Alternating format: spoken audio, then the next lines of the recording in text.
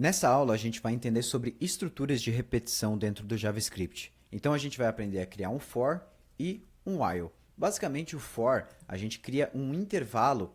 Por exemplo, se eu quero um for do número 0 até o número 100, ou seja, eu faço o seguinte, eu faço um for, eu defino o i como 0, aqui é o valor inicial da minha variável, aqui é a condição, ou seja, enquanto o i for menor ou igual a 100, eu vou somar um valor a mais, né, uma unidade a mais a essa minha variável i. Se eu dar um console log i aqui dentro e executar o meu script, eu vou ter todos os números desde 0 até 100, beleza? Basicamente, isso que a gente faz para criar um for. Para criar um while é um pouquinho diferente. A gente faz while, aqui dentro a gente já coloca direto a nossa condição, então vamos supor j menor ou igual a 100, tranquilo. Aqui a gente pode dar um console log j, o j não está definido, então vamos definir o valor inicial dele aqui, j igual a 0.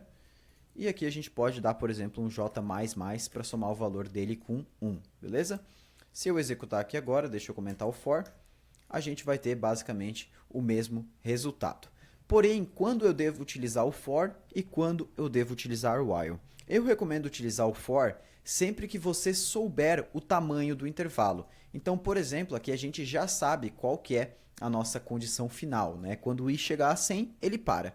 Porém, no while, eu não recomendo utilizar essa maneira que eu expliquei aqui. A gente utiliza o while geralmente quando a gente não sabe quantas vezes esse fluxo aqui vai ser executado. Então, vamos supor que a gente tenha o j aqui e ele seja um número bem grande.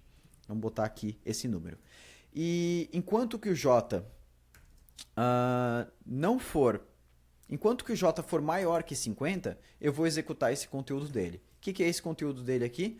Eu dou um console log no j e faço o j dividido por 5. Então eu vou dividir o j por 5 a cada transição. Você consegue saber quantas vezes isso aqui vai executar? Quantas vezes o j precisa ser dividido por 5 para chegar num número menor que 50? Não consegue, né?